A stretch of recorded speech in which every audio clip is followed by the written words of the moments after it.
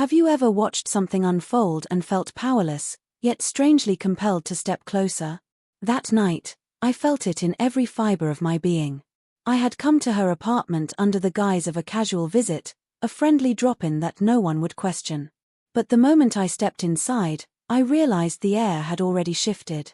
There was tension lingering like smoke in the corners, and I couldn't help but notice him, her boyfriend, fumbling with an awkward, unsure energy that made my chest tighten. She was sitting on the sofa, radiant as ever, the soft light from the lamp highlighting the curve of her cheek and the faint glimmer in her eyes. Her smile was polite at first, the one she reserved for social niceties, but there was an edge to it tonight, a subtle impatience, a vulnerability I hadn't seen before. He hovered near her, hands clumsy, trying to make a move that kept falling short, and the sight of it stirred something unexpected inside me. I wasn't supposed to feel anything. I wasn't supposed to care. And yet, I did. I had known them both for years. She, with her effortless charm and the kind of laugh that could disarm anyone, and him, confident but a little rigid, the type who relied on rehearsed gestures and predictable bravado. Together, they should have fit perfectly, but tonight, the illusion faltered. He was fumbling, and she was resisting, consciously or unconsciously, and that hesitation created a crack in the room, a space where I suddenly realized I could exist in a way I never had before. The music played softly in the background, an old jazz record that seemed too slow, too deliberate, almost echoing the rhythm of his failures. I watched her tilt her head slightly, the faintest flicker of frustration crossing her expression. My pulse quickened. I couldn't look away. Something in the way she glanced at me, just a brief, almost imperceptible acknowledgement, told me she noticed my presence. More than that, she sensed my awareness of what wasn't happening between them. It was the kind of unspoken moment that only happens once, the kind that changes the dynamic in an instant. I leaned back subtly, pretending to adjust my glass, but my mind was racing. Should I intervene? Should I let this awkward tension play out, letting him fail again and risk embarrassment, or should I step in and guide what had already begun to unravel? The answer came faster than I could reason it out. My eyes met hers for a fraction of a second, and I understood, she was silently asking for something, though neither of us would voice it yet. That small, fleeting connection planted the seed of what was about to unfold. And in that instant, I knew the evening would not end as anyone expected. The tension between desire and hesitation had reached a point of no return, and I was about to step into a line I had long been curious to cross. The apartment was quiet except for the soft hum of the air conditioner and the muted jazz from the speaker in the corner. Every movement felt amplified, every glance weighted with unspoken meaning. She sat cross-legged on the sofa, the faint scent of her perfume, a mix of jasmine and something warmer, curling around me like smoke. He stood awkwardly nearby, shifting his weight from foot to foot, hands fidgeting as if the universe had tasked him with performing some impossible choreography. I had known her longer than anyone else. We'd shared late-night conversations, secrets whispered in the dark, laughter spilling over our own private jokes. There was a familiarity between us that existed outside of convention, a connection that didn't need words to be understood. With him, she was polite, affectionate, restrained. But tonight, that restraint seemed to strain under the weight of his fumbling attempts. He reached out, hesitant, and she recoiled just slightly, a fraction, but enough to notice. I caught it, and it hit me harder than I expected. He was trying. God, he was really trying. But he lacked rhythm, the subtle confidence that made intimacy feel natural. It was like watching someone stumble through a dance they had only rehearsed in their head. Every failed attempt made her pull back a little more, and every retreat she made caused my chest to tighten with a mixture of frustration and something else, something I hadn't allowed myself to admit before. I leaned against the doorway, pretending to casually survey the room, but in reality, I was cataloguing every small sign, the tension in her shoulders, the flicker of her eyes when they met mine, the uneven rise and fall of his chest as he tried to steady himself.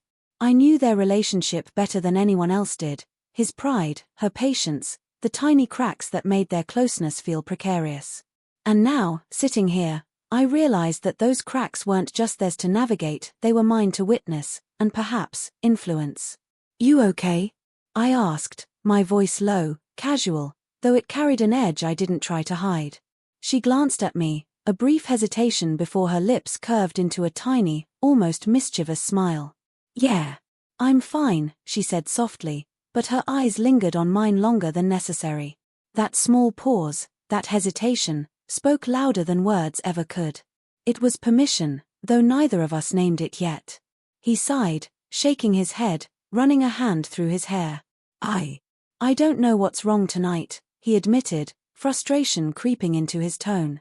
She looked away, biting her lower lip, a subtle signal of discomfort and anticipation all at once. And in that charged silence, I felt the undeniable pull of something forbidden, a tension that begged to be acknowledged, to be acted upon. I knew, then, that the evening had shifted irreversibly. The dynamic that had once been straightforward, him attempting, her hesitating, had evolved. And in that evolution, I could see my role emerging, subtle but essential. The air between us was no longer just theirs, it had become a space where desire, guidance, and possibility collided. And in that collision, I felt the thrill of anticipation, the magnetic pull of crossing a line I had long wondered about, knowing that once I stepped forward, nothing would ever be the same. The atmosphere had shifted, thickened, charged with a tension that made my pulse thrum like a drum in my ears. He tried again, moving closer, but the uncertainty in his hands and the hesitancy in his gaze made the moment stumble before it could truly ignite. She flinched slightly, the faintest pull backward, and I could see the frustration flare across his face. I felt it too, not just sympathy, but a magnetic pull, a temptation I couldn't dismiss. I leaned slightly, pretending to adjust a cushion, letting the brush of my fingers against hers linger longer than necessary. Her eyes flicked to mine, a silent spark passing between us that neither of us dared name. "It's okay," I whispered softly, almost under my breath, letting the words drift just for her ears. She tilted her head, a tiny nod, her lips parting slightly as if she were testing permission, testing limits. That subtle, unspoken agreement was all it took. He hesitated again, and I felt the irresistible urge to step closer, to guide the faltering rhythm that had eluded him. I placed my hand near his, almost casually, brushing his arm and letting him sense the direction without realizing it. Her body leaned just slightly into mine, and I could feel the warmth radiating, the tension coiling tighter with every heartbeat. I had become part of this unspoken choreography, the invisible hand orchestrating a moment neither of them knew needed it. "Just relax," I murmured to her, my voice low, intimate. Her breath hitched, a sound so fragile it made my chest constrict. She closed her eyes for a brief moment, surrendering to the sensation she had resisted before, and I felt the undeniable shift. He noticed it too, though only subconsciously, and began to find his rhythm not alone, but guided, coaxed by the subtle cues I couldn't ignore. Time seemed to stretch. Every glance, every touch, every whispered breath heightened the charge in the room. Her sighs became more frequent, more intentional, the way her fingers brushed against me a delicate acknowledgement of the line we were dancing along. He groaned softly, a sound of relief and triumph mingled with uncertainty, and I realized with a jolt how deeply entwined we had all become in this delicate, dangerous balance. And yet, amid the thrill, doubt gnawed at me. Was this wrong? Was it manipulation or something more primal, an instinctive response to the moment? My mind spun with the weight of choices, with the clarity that what was happening could never be undone. Every nerve was alive, every sense sharpened, and I knew that stepping back now would change nothing. The night had already claimed us, weaving desire, hesitation, and complicity into something irrevocable. Her eyes met mine again, fleeting but piercing, and in that silent acknowledgement, I understood, there was no turning back. The tension had reached a peak, and what came next would define everything. The moment arrived quietly, almost imperceptibly, yet it carried the weight of everything that had led up to it. He faltered, again, for the briefest instant, and I felt a pang of anticipation and something sharper, a moral unease that tightened in my chest. But then, she leaned just slightly into my guidance, her fingers brushing mine in a gesture that was both innocent and knowing, and the room shifted. Everything aligned, and suddenly, the hesitation, the awkwardness, the stammering attempts melted away. I watched him, finally finding the confidence that had eluded him moments ago.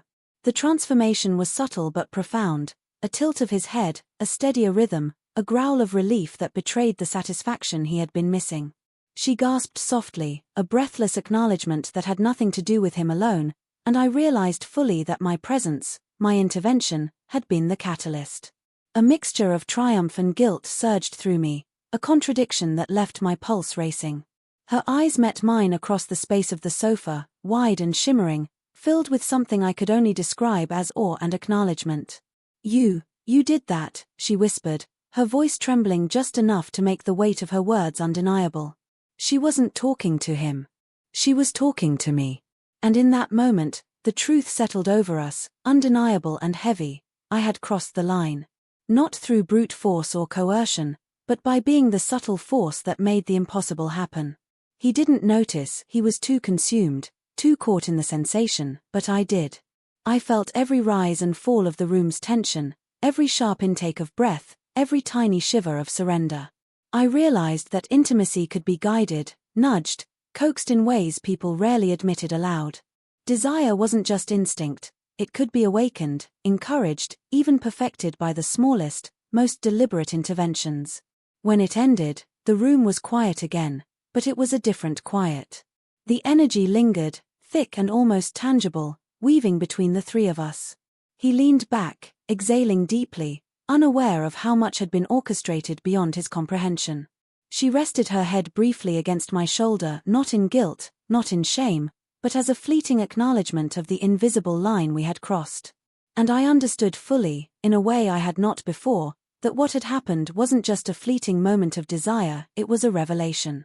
It was proof that unspoken connections, subtle cues, and quiet influence could shape outcomes as much as overt action. The balance of power, of control, and of intimacy had shifted, leaving me acutely aware of the weight of choice, of involvement, and of consequences. For the first time that evening, I allowed myself to breathe, slowly, deliberately, feeling the weight of complicity, desire, and understanding settle over me. Nothing would ever feel the same again. The truth was out, the lines had been crossed, and the consequences, however unspoken, had taken root. The apartment was quiet now, the soft hum of the air conditioner and the lingering scent of her perfume the only reminders of what had just occurred. He was asleep on the sofa, exhausted and satisfied, completely unaware of the invisible hand that had guided him to success. She sat beside me, shoulders relaxed but eyes still shimmering, her head brushing mine for a fleeting moment, not a confession, not a thank you, but an acknowledgement that needed no words. I sipped my drink, letting the warmth slide down my throat, and felt the weight of the night settle in. There was exhilaration, yes, a thrill born of forbidden involvement, but there was also a quiet ache, a moral resonance I could not ignore. I had crossed a line, but the consequences were subtle, almost imperceptible, and yet they lingered, threading through every glance, every breath, every unspoken thought. She tilted her head toward me, her eyes soft but unreadable. That was different," she whispered. I nodded, unsure if she meant it as praise, gratitude, or a recognition of the blurred boundary we had navigated together. I didn't answer, because words felt unnecessary, almost inadequate. Some things, I realized, existed beyond language.